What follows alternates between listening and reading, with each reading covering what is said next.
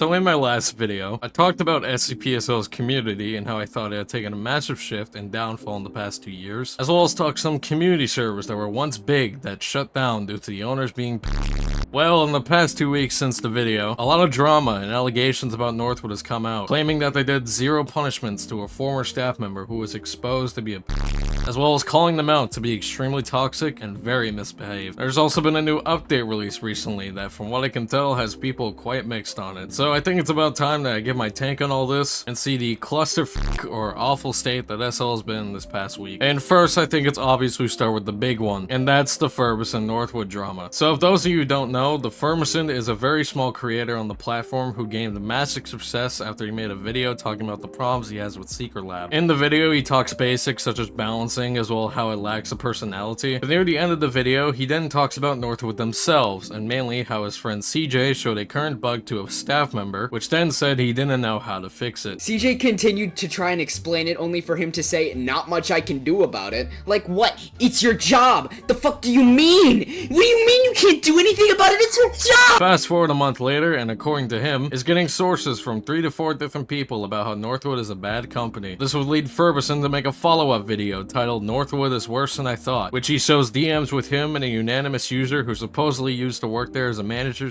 / game designer. After a few days, Ferbison would then respond, and this user would go on to share his experience at Northwood. He starts right off the bat by saying it was extremely toxic and had very poor communication between the managers and ordinary staff, and the senior management were very incompetent, and any criticism was ignored because it was always Hubert's way. Then when this user called Hubert out for it, he was then supposedly removed a few days later without any strikes or warnings given. After a couple more DMs, he then starts talking about how the finance works around Northwood. So according to him, all managers are only entitled to $20 a month, and you have to manually claim it, and how some of the dev positions are just volunteers, which then led this user to begin questioning where the Patreon money is actually going towards. He continues on saying that you apparently had to make a whole ass form just to claim 20 bucks as a manager, and they never knew who was or wasn't getting a payment, and apparently had to put their whole email in a public chat on Discord as part of it. Next, he talks about what Hubert was like working there. So according to the unanimous user, Hubert doesn't know how to run a company at all, but everything has his final say in it. Also, if you're friends with him, you can basically get away with anything, with Hubert stopping any punishment potentially given. A case like this, he says, comes from a senior manager named Welk, who Hubert basically shields him by fixing any mistakes he makes. But now we get to perhaps the biggest claim that this user made, saying that him and 4 other staff members came to HR with evidence of another staff grooming multiple people under the age of 16, as well as sexually harassing multiple people as well. However, HR completely ignored it, and after a week had passed, he was given a strike for racism, but nothing for the grooming and harassment. After this, the user would then send the Ferbison to another former staff member. However, they were busy at the time, so they sent them to another one, which he then went on to talk about how some people were extremely underpaid for the work they do, as well as dev teams clashing over the smallest of things, and how others just rose to ranks just because either they started starring pointless drama or they started dating executives. So these were some pretty big allegations toward Northwood Studios, but it would just be the start of the drama, as then the Ferbison himself would go on to confront Northwood in their Discord with a document of evidence to back it all up. So in this document, we can see an official response from the Northwood appeals team saying that the groomer, whose name is Rin, wasn't fired but left, and right below it we can see him supposedly saying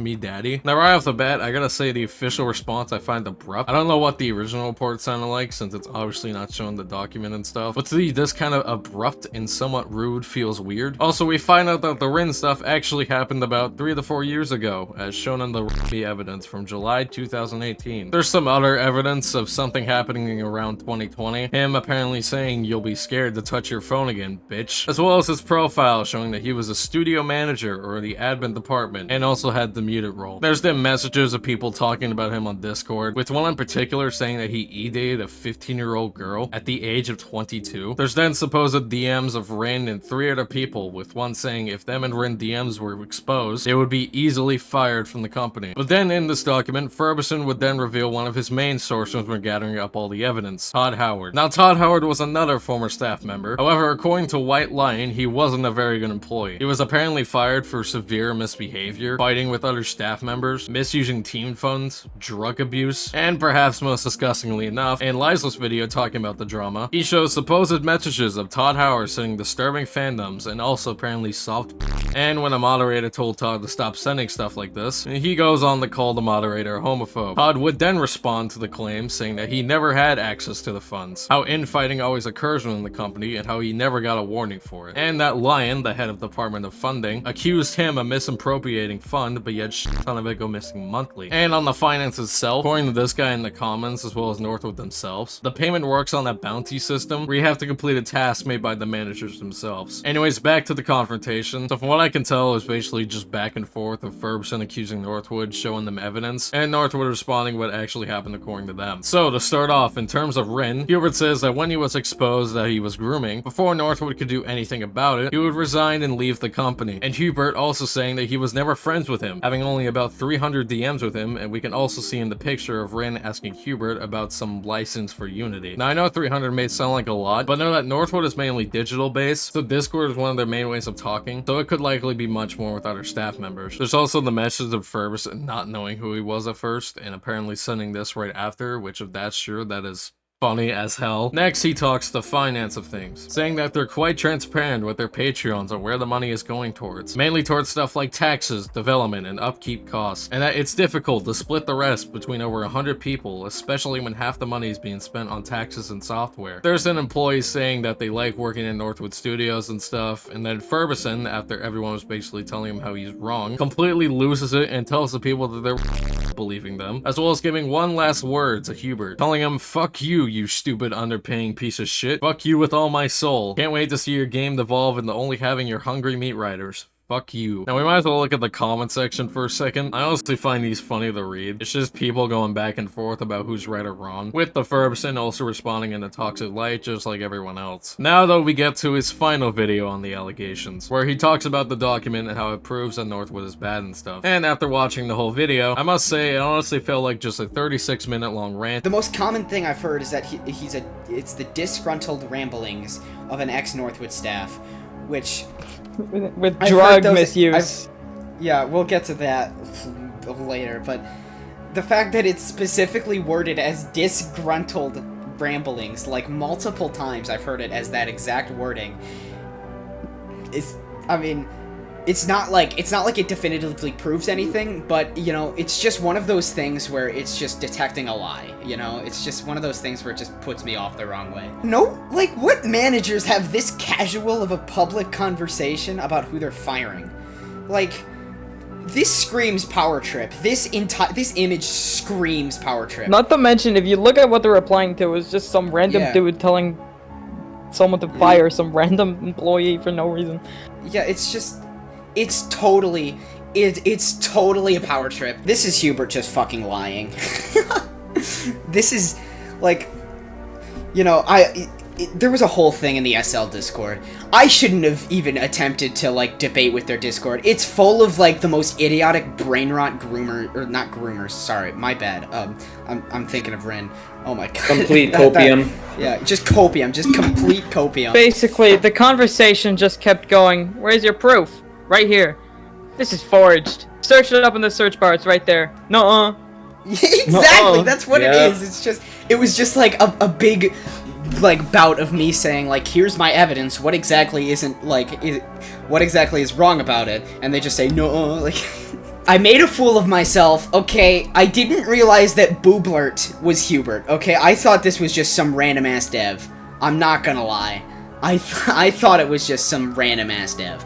And so there was a moment in which he said something and I said, who the fuck are you? Like, he said something that was personal to him. I was like, who the fuck are you? And everyone's like, you know, clowning on me, which I guess that's kind of deserved. I should have realized that was Hubert. It's like, I get, like, if, you know, misbehavior in fighting with other studio members or whatever, but why would you specifically list drug abuse? Like, that doesn't make sense, because if that was supposed to be, like, the cause of what happened, okay, but, like, why would you list that as though that's, like, an actual valid... What? if he even had those funds, like, if he even had the funds to buy, like, whatever, like, buy drugs, I guess, is what they're hinting at. That's his own business! We received no evidence prior to his leave, which means either Todd is lying, and, you know, everyone Todd had the document with is lying, or Hubert's lying. And I believe Todd, because Todd has like, I've been able to find credible sources and credible I've been able to find, like, credible shit on Todd. Taxes, development, upkeep costs, blah, blah, blah, blah, blah. Basically, it turns out it's difficult to split $1,000 between over 100 people without volunteers or underpaid positions. Then how does every other company ever do it? Like, what, and again, I don't know what this proves. I don't know what this image is supposed to prove, because if he's trying to disprove the fact that he was friends with him... No. If he's trying to disprove the fact that he was friends with him, this doesn't prove shit. Fuck you. What? Oh my god, fuck you. I just saw that. I didn't actually... I haven't looked at the whole thing. I've, like, browsed through it and read some stuff. I haven't seen this last screenshot. Fuck you. Oh my god. Oh my god. I hate you.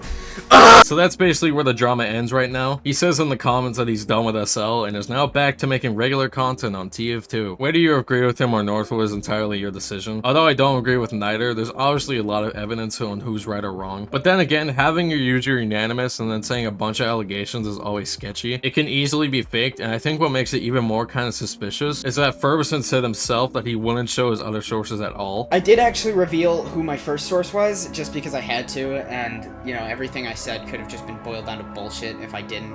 So, unfortunately, I did have to reveal who he was, and that was Todd Howard. And just so you know, I'm not revealing the other two. I'm not doing it.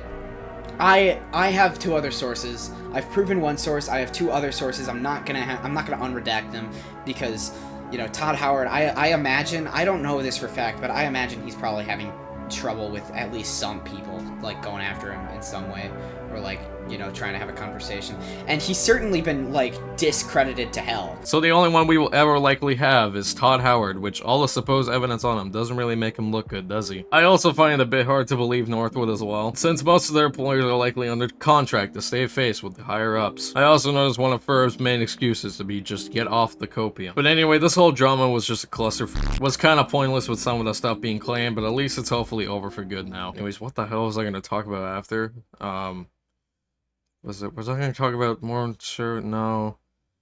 Oh yeah, 13.1. So while all the drama was going down, Northwood released version 13.1, and from what I've seen, people are quite mixed on it. So most of the changes come from the pair stats they do over on Patreon for tier 3s and up, and we might start with perhaps the biggest one, that being that 173 now spawns in heavy containment zone. So from what I know, they mainly did this so that D-boys would have easier time getting stuff to escape and not dying 30 seconds in the peanut. While this change can be understandable from that, the main thing I dislike about it is that he can instantly now get out of his chamber without having to wait on cooldown. Since he can instantly get out of his chamber, if he finds light containment elevators, he can perhaps be in light, ready to kill D-boys and scientists at about the same time that he gets out of his light containment chamber, if not quicker. But this is obviously based on luck fighting them quickly, which 173 can do easily with his speed ability. Or you can instead now focus on the guards, which I'm sure will not be fun for them since they can die quite quickly, and all of them would likely run out of ammo before killing them. Next, we have the 106 changes. Now this is the one I've seen people talk about the most in game, because his changes are perhaps the most divided one, with some people liking it and some people hating. So what did they do to 106, you might ask? Well, the main thing is that his main attack has been reworked. So his new main attack now is the first hit no longer instantly sends you to the pocket dimension, but instead does 30 damage to you, and gives you the corrosion effect for 20 seconds, which in those 20 seconds, there's roughly about 72 damage to your HP. Then, if you're hit again with corrosion, you're sent into the pocket dimension that gives 106 a Vigor bonus in the process. If you manage to get out the pocket dimension, you're given the Traumatize effect permanently, but can be removed if using SCP-500. But if you're hit with a Traumatize effect by 106, it's an insta-kill giving him a Vigor bonus. Now I have quite a bit of problems with these changes. For starters, we're just making this 0 for 9's attack now, where the first hit does damage over time and the second is an insta-kill. However, there isn't an insta-kill for 106 because you still have a chance of getting out. However, if you get hit twice while having corrosion, it's like 60 of your health gone instantly, and it's like 2 to 4 damage a second, so you have very limited time to get out, or you don't get out all and die trying. Which can be quite annoying if you don't have another medkit, because you will probably already use one for the corrosion effect beforehand. His stalk is also 0.6 times slower, but you emerge 0.6 times faster, and also that stalk and Hunter's Atlas cooldown, so twice as fast while moving, which is probably going to make him even more annoying to track down. There's some health changes to him as well. He has a new breathing sound effect, but other than that, the 106 changes kind of suck, or they're just going to make him even more annoying to deal with. Now, from what I heard, 106 will be the next SCP rework, which after this he definitely needs, and hopefully Northwood does do a good job in making good. Next we have the 079 changes. I actually think they're quite alright. I have nothing really else to say. 018 or the ball got some changes. Its acceleration is slower, but the velocity is faster, and its prediction was improved. And watching this in game,